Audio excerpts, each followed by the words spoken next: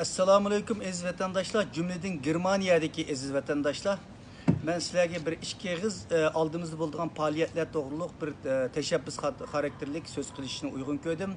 Haberin bütün dünya matbuatı Xitay Tashqi ishlar ministri Wang Yi'nin Avrupa ziyareti hakkında haberler beriyotdi.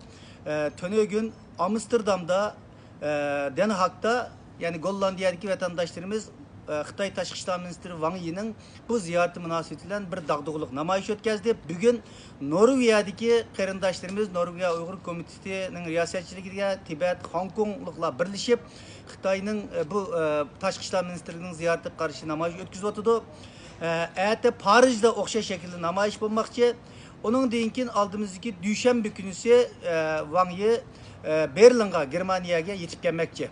Şu münasebetle Seyşembe günüsü ettiğinden başlayıp biz Germaniya'da Berlin'de Dünya Uyghur Kurultayı, Uyadaki Tibet teşkilatları ve Avrupa Şarkı Türkistan Birliği ve şundaklı Germaniya parlament azalarının ve German kolluğucularımızın iştirakı bilen Germaniya'da Başministerlik binasının aldığı ve Tashqi ishlar ministrliğinin aldığı namayış planlavatımız.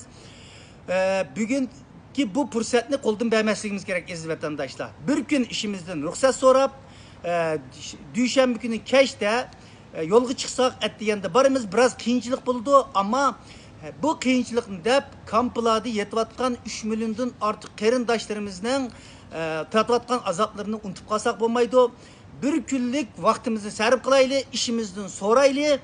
Bu şu vakit del muşundak inkılapını kılıdığan özümüzün vatanperverliğini, milletperverliğimizni, halkımızga, milletimizga bo'lgan söygimizni ifadlaydigan bir vakit. Quruq gap bilen, Facebook chiqib verish bilen, birbirimizin tanqidlash bilen, birbirimizni ayıplash bilen halkımızını azatlıkka eriştiremeymiz.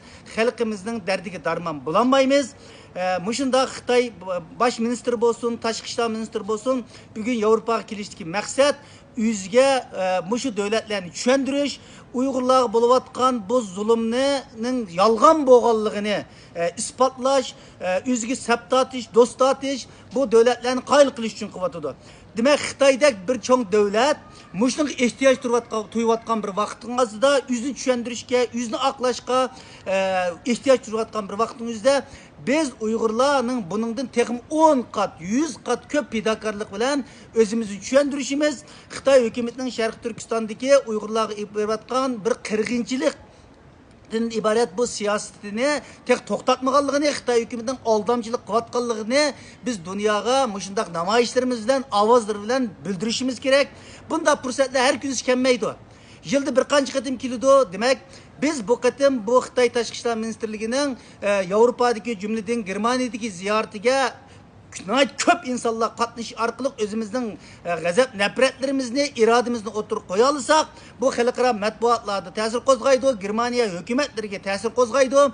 Agar biz u yerga 10, 20, 30, 40 adam berib, az bir ovozimiz bilan bu norozilikni qildigan bo'lsak, demak bu matbuotlar bo'lsin, German hukumatlari bo'lsin, demek bir yerde şunçilik Uygurlar var ama bu Xitay Tashqi ishlar ministrliğinin davatqını ras o'xshaydi.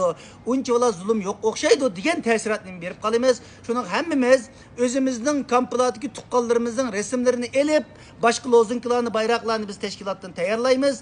Qo'limizga elip urug' tuqqanlarimizning xuddi shu Tashqi ishlar ministri ve baş ministerlik binasının oldida guvohlik yig'iniga qatnashayotgandek bir hayajon, jasorat bilan ashyaga barayli. Bir günlük işimizden kalımız. Hem de bu vatan millet davası özümüzden qerin hiç bo'lmasa özümüzün kamplarda azap çekivatkan aşı qarindoshlarimiz için bir günlük vaktimizni ajratishimiz bu aqalli bir vicdani bir mecburiyetimiz deb o'ylayman. Şunu bu munosabat bilan vaqt az qaldı, tuyuqsiz bo'lib qoldi. Hatta Xitay baş ministrining bu ziyaretining soat qanchadan qanchaga bo'lganligini tatib hozirgacha maxfiy saqlayotdi. Muşlarning hammasi muşnaq bir norozilikdan yüzünü ep keçishning asas sebeplari.